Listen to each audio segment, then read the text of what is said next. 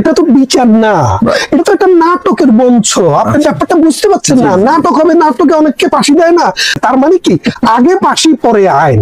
এই যে মনে করেন আপনি বড়ই গাছ শুবেন, সেই বড়ই গাছে বড়ই ধরবো, সেটা চিতা হবে না মিঠা হবে, আপনি আমি কেউই জানি না সেটা তো আদৌ বড়ই ধরবে কিনা সেটাও জানি না, রায় খালাস পাবে নাকি খালায় মৃত্যুদণ্ড পাবে সেটাও আমরা জানি না, কিন্তু তারা জানে। কারণ কি? কারণ হচ্ছে রায়টা তারা লিখে আগেই রাখছে। এরা বলেছে প্রথমে যে 8,000 লোক মারা গেছে, 8,000 লোকের জন্য মারা যাওয়ার পরে এরপরে বললো কি, এরপরে বললো 3,500 লোক মারা গেছে।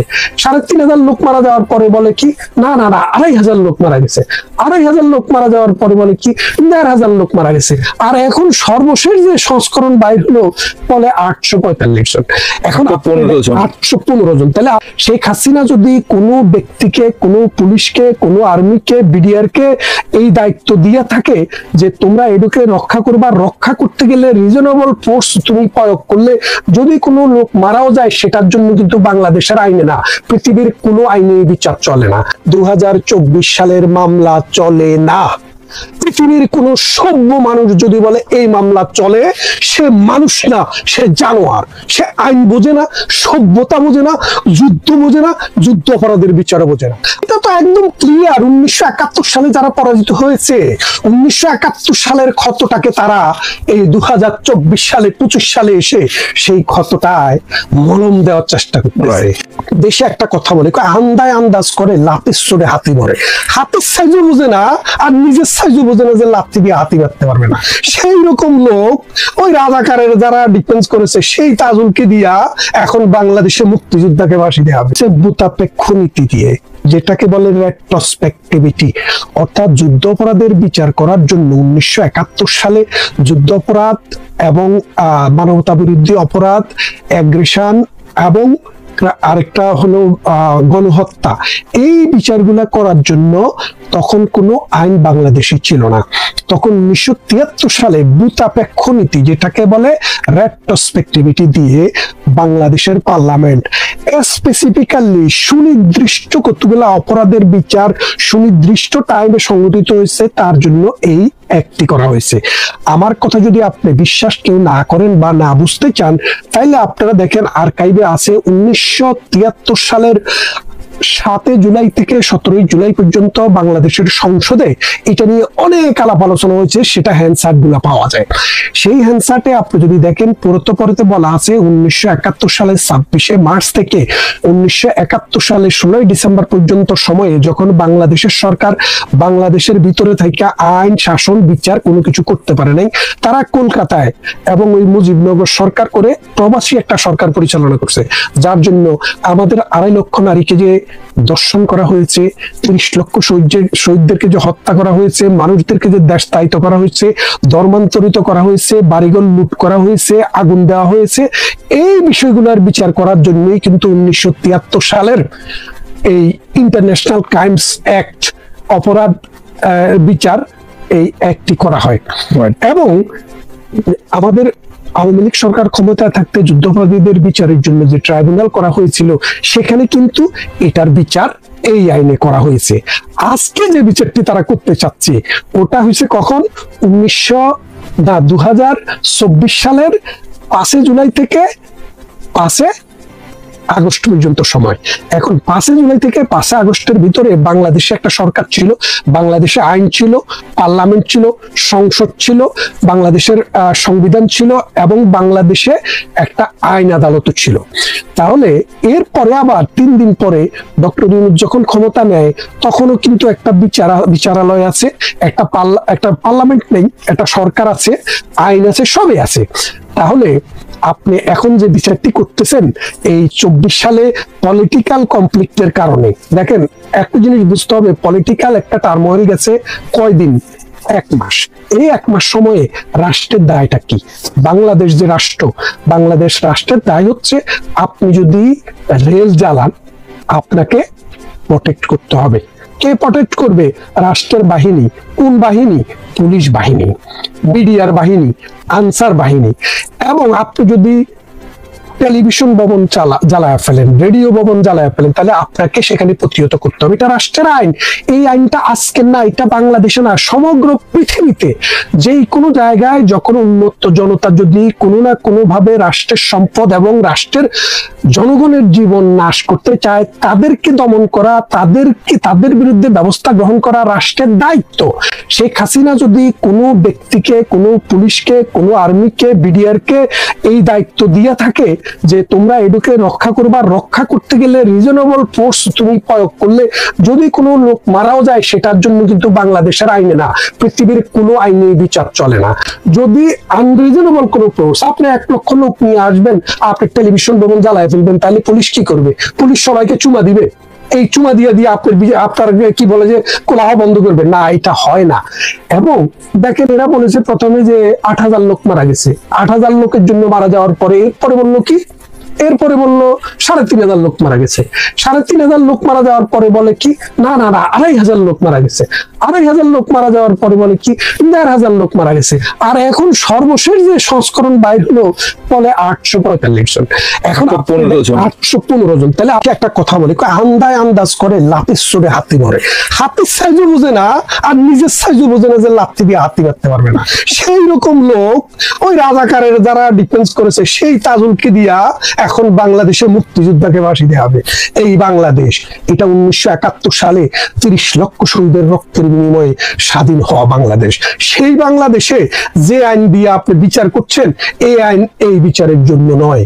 এই দেশে প্রত্যেকটা অপরাধের বিচার করার জন্য আলাদা আলাদা আইন আছে, কিন্তু যুদ্ধ অপরাধের বিচারের আইন দিয়া আপনি বিচার করছেন বাংলাদেশ স্বাধীন করার জন্য যারা মুক্তিযুদ্ধ করছে, যে পরিবার সর্বস্ব দিয়ে দিয়েছে, যে মানুষ রণাঙ্গনে যুদ্ধ করেছে, 72 সংগ্রাম করেছে, সংবিধানের জন্য 75 বঙ্গবন্ধু হত্যার পর সংগ্রাম করেছে, 90 গণ আন্দোলনে সংগ্রাম করেছে, 2001 সংগ্রাম করেছে। আর আপনি তাদেরকে হত্যা করার জন্য যে আইন দিয়া বিচার চলে না। আপনাকে বলি, অনেকে হয়তো প্রশ্ন করতে পারে যে আপনারা যখন এই বিচার করেন, গণহত্যার বিচার করলেন বা যুদ্ধাপরাধীদের বিচার করলাম যখন আমরা মানবতা বিরোধী, তখন কিন্তু আইনটাতে একটা সংশোধন নিয়ে আনা হয়েছিল। এখন ওই আইনটাতে সংশোধনী আইনা আবার কিন্তু বলা যেতে পারে, কিভাবে বলা যেতে পারে যে এই আইনটা 73 সালে যেটা হয়েছিল সেটাকে এখন নতুন করে নতুন কলেবরে নতুন প্রেক্ষাপটে কিন্তু একটা আইন করা যেতে পারে। এই আইনটা যদি করতে হয় তাহলে পার্লামেন্ট ছাড়া বাংলাদেশে অন্য কোনো কেউ আইন করতে পারে না। বাংলাদেশে কোনো কালে রাজতন্ত্র ছিল না, রাজা ছিল না, কোনো প্রজা ছিল না। বাংলাদেশে ছিল জনগণ এবং জনগণের সরকার। এই জনগণের সরকার হলো একটা পার্লামেন্ট। এই পার্লামেন্ট যদি কোনো বিচার করার জন্য একটি আইন প্রণয়ন করে, সেই আইনটা কিভাবে ডিপেন্ড করা যায় আমরা দেখব। আজকের 2024 সালের মামলা চলে না। পৃথিবীর কোন সভ্য মানুষ যদি বলে এই মামলা চলে, সে মানুষ না, সে জানোয়ার।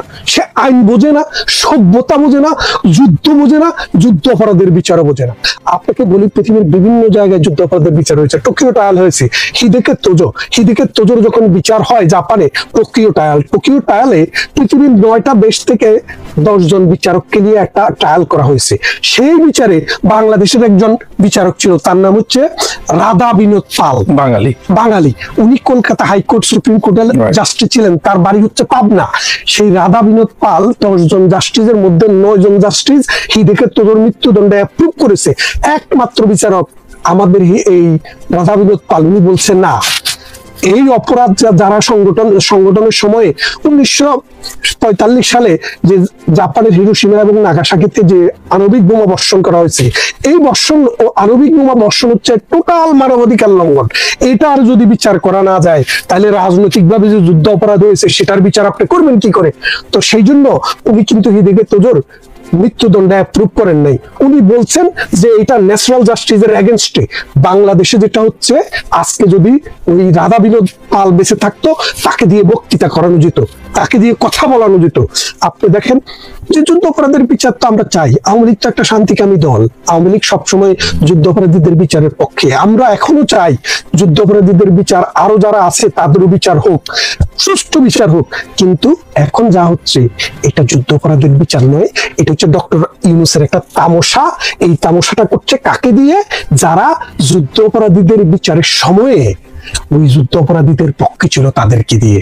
ওই কর্নেল তাহেরের একটা ফাঁসির রায় হয়েছিল, আপনি জানেন কিনা? বাংলাদেশের যে কনস্টিটিউশন, ওই বাংলাদেশের কনস্টিটিউশন অনুসারে বাংলাদেশের যে প্যানেল কোড, ওই প্যানেল কোড অনুসারে বলা আছে যদি কোনো মানুষের ডিসএবিলিটি থাকে তাহলে তাকে, হ্যাঁ, পুঙ্গু, পাগল অথবা গর্ভবতী নারী এইরকম যদি অবস্থা থাকে তাহলে তাদেরকে ফাঁসির দণ্ডে দণ্ডিত করা হইলেও সেটা এক্সিকিউট করা হবে না। এবং কর্নেল তাহেরকে কিন্তু এই পুঙ্গু অবস্থায় ৭১-এর মহান মুক্তিযুদ্ধে যিনি পা হারাইছেন তাকে কিন্তু ফাঁসির রশিতে ঝুলানো হয়েছে। কে? জিয়াউর রহমানের সরকার।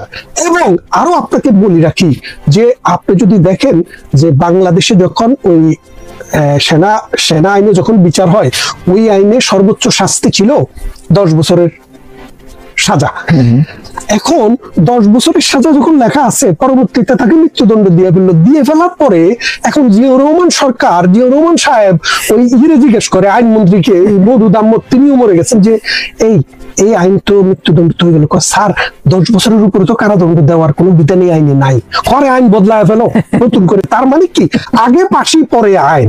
এই যে মনে করেন আপনি বড়ই গাছ শুবেন, সেই বড়ই গাছে বড়ই ধরবো, সেটা চিতা হবে না মিঠা হবে, আমি কেউই জানি না সেটা তো আদৌ বড়ই ধরবে কিনা সেটাও জানি না, রায় খালাস পাবে নাকি খালায় মৃত্যুদণ্ড পাবে সেটাও আমরা জানি না, কিন্তু তারা জানে। কারণ কি? কারণ হচ্ছে রায়টা তারা লিখে আগেই রাখছে। কিন্তু এটা তো বিচার না, এটা তো একটা নাটকের মঞ্চ। আপনি ব্যাপারটা বুঝতে পারছেন না? নাটক হবে, নাটকে অনেককে ফাঁসি দেয় না। আমি আপনাকে ছোটবেলার একটা কথা বলি, আমাদের গ্রামে একটা ছেলে ছিল আইয়ুব আলী, তা হাটে মাঠে চাষ করতো। তো এখন সে একদিন সাইন দোকানে টেলিভিশন দেখতে যায়, দেখে যে রাজ্জাককে মানে ফাইট করতেছে। ভাই, মজার কাণ্ড, কি ব্যাপার কাকা?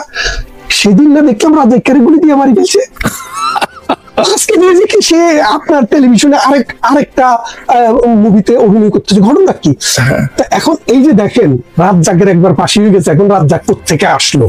তো এই জন্য বলছি যে এগুলা তো নাটক। আমরা আপনি আরেকটা নাটক দেখেছিলেন না, ২১শে আগস্টের গ্রেনেড হামলার পর জজ মিয়া, যে লোক নিজেই ওই ঢাকা শহরেও ছিলেন না, তিনি ওই মামলায় মানে বোমা ফুটানোর দায়ে ওনাকে অ্যারেস্ট করা হয়েছে। তো সেই জন্য বলছি, এখন যে বিচারের কথা চলছে এটা বিচার নয়, এটা হচ্ছে বিচারের নামে একটা প্রহসন। আমরা বিচারের মুখোমুখি হতে রাজি, প্রধানমন্ত্রী শেখ হাসিনা বিচারের মুখোমুখি হতে রাজি। আমরা আগরতলা ষড়যন্ত্র মামলা মোকাবেলা করেছি, আমাদের এই আওয়ামী লীগ বহু মামলা জীবনে মোকাবেলা করেছে। মামলাতে আইনে আমাদের কোনো অসুবিধা নেই, আমরা আইনগতভাবে মোকাবেলা করতে চাই। কিন্তু আজকের যে আইনটি আছে, এই আইনটি টোটালি এই বিচার করার জন্য ফান্ডামেন্টালি রং। এবং এই আইনকে যদি আপনি বদলাইতে চান, সংশোধন করতে চান, তাহলে সরকারের তো অবৈধ। মঞ্জু ভাই, সরকারের অবৈধ বলতে সরকারের তো পার্লামেন্ট নাই। সরকার বৈধ হলেও তো এই সরকারের আইন করার কোনো ক্ষমতা নাই। এই সরকার শুধুমাত্র প্রয়োজনে মানে আপনার প্রেসিডেন্টের অর্ডিন্যান্স দিয়ে চলবে। মানুষের মৃত্যুদণ্ড, যাবজ্জীবন কারাদণ্ড, ১০ বছরের কারাদণ্ড দেওয়া যায়, এইরকম কোনো আইন প্রেসিডেন্টের অর্ডিন্যান্সের মাধ্যমে বাংলাদেশের এক্সিস্টিং সিস্টেমে করা যায় না। এখন যেটা হচ্ছে, তারা যেহেতু করতে পারবে না, পার্লামেন্ট এরকম আইন করবেও না কোনোদিন, সেই কারণে ওই পুরনো যুগের আইন, যেটা ১৯৭১ সালের মুক্তিযোদ্ধাদেরকে হত্যা করার জন্য, মামুনের ইজ্জত লুণ্ঠন করার জন্য, বাড়িঘরে আগুন লাগানোর জন্য যেই অপরাধীদের বিচার হচ্ছিল, সেই আইনটা আমি এখানে আপনি বসায়া দিচ্ছেন। কেন? আপনার ভালো লাগে।